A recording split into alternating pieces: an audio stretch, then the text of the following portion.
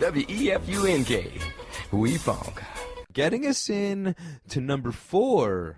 And Family Night at Mayweather-Judah. As by 2006, Floyd Mayweather Jr., Pretty Boy Floyd, still, as of course we're pre-heel turn in the Floyd career, so not yet Money May, still Pretty Boy Floyd, right, but already regarded as the pound-for-pound king and was really on the road for something special. However, Super Zabs Judah was smack dab in the middle of something else. As we stepped into the Thomas and Mack Center in April of 2006, Zabs Judah was at the crossroads of his career, coming off a loss to the great Argentinian Carlos Baldomir 3 months earlier at Madison Square Garden, losing one of his 3 straps. He was trying to rebound, however, still within 1 year from the ultimate high point of his career, avenging his loss to Corey Spinks and winning the 3 belts in the process.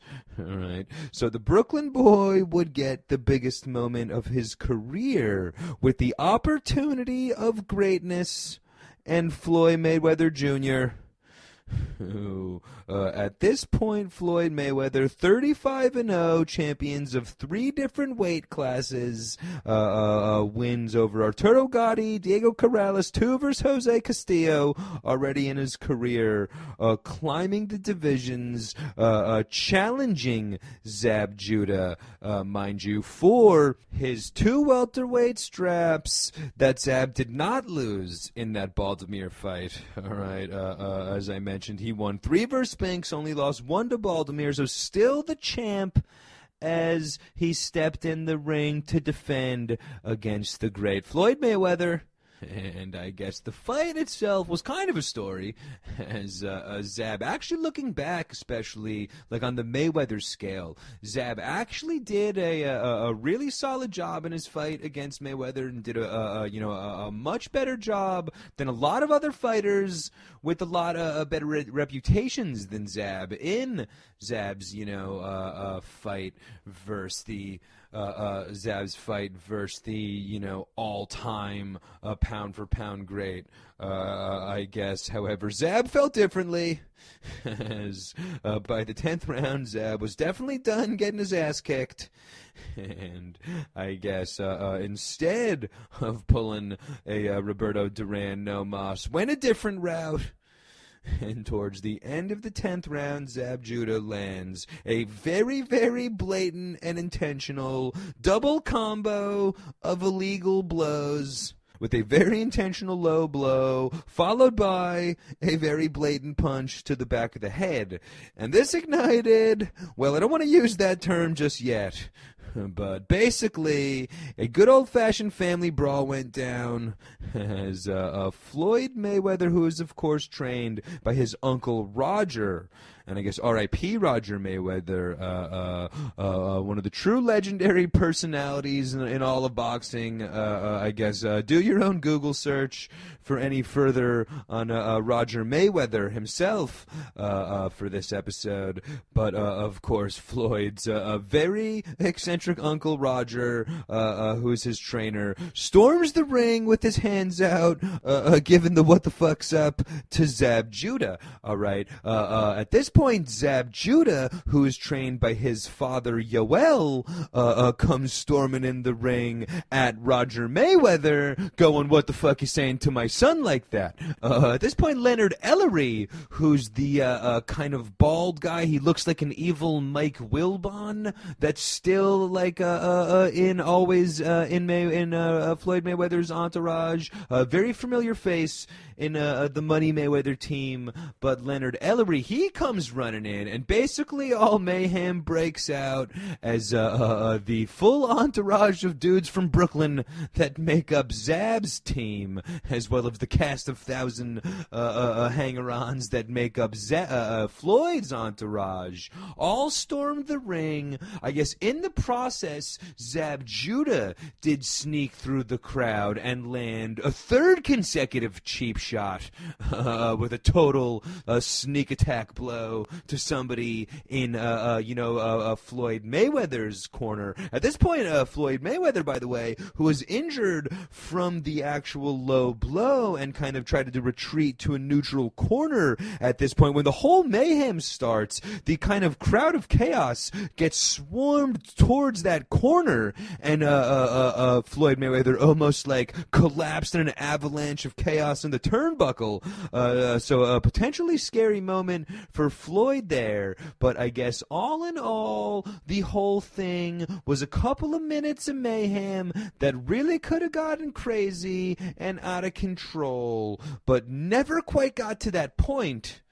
And I guess, again, spoiler alert, but we'll get to that point in a couple of minutes. But in terms of the Mayweather-Judah family brawl, it never really got to the point of total out-of-control insanity. However, it was definitely like a full-packed ring of cops and various, entourage and corner people from the two camps. All right.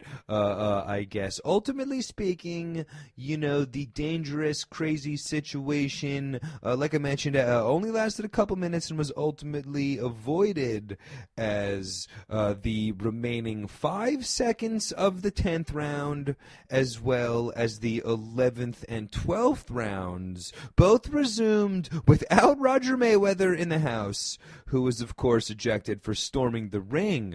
All right. I guess Floyd would ultimately go on to get the W. And like I mentioned, the crossroads for Zabs Judah would head southbound as he would receive a 1-year suspension for his actions, mainly in the in that third cheap shot that I had mentioned, as he snuck through the crowd to land a low blow and really further escalate the whole situation. Ultimately suspended 1 year for that action. All right, and he would return a year later with a crazy no contest situation that ended in the first round, followed by a TKO loss to Miguel Cotto in Madison Square Garden in what actually was a pretty good fight. And ultimately speaking, the career would never be the same and never reach the heights that you could have dreamed the morning of the Mayweather fight, as Zab was a welterweight champion and on the road to really just an amazing career in boxing. And that suspension, followed by lots of other drama and chaos in his career, totally derailed him.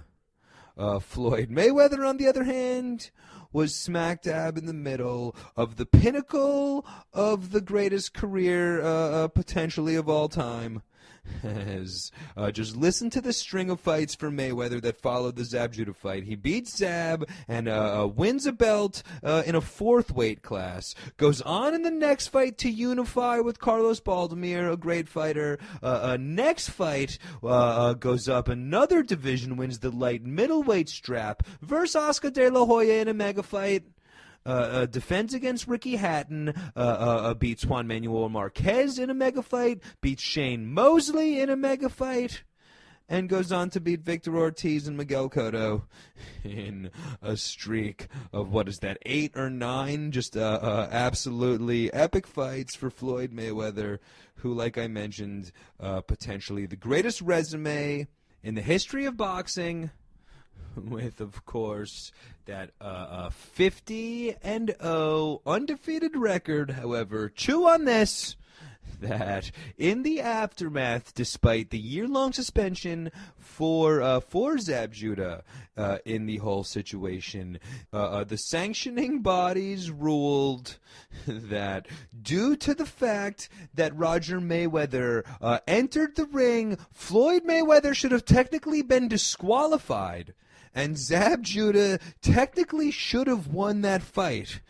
And when you think back in the annals of time with Floyd Mayweather retiring undefeated 50-0, that has an asterisk, as he technically should be 49-1 with a DQ loss to Zabs Judah for his crazy Uncle Raj enter in the ring.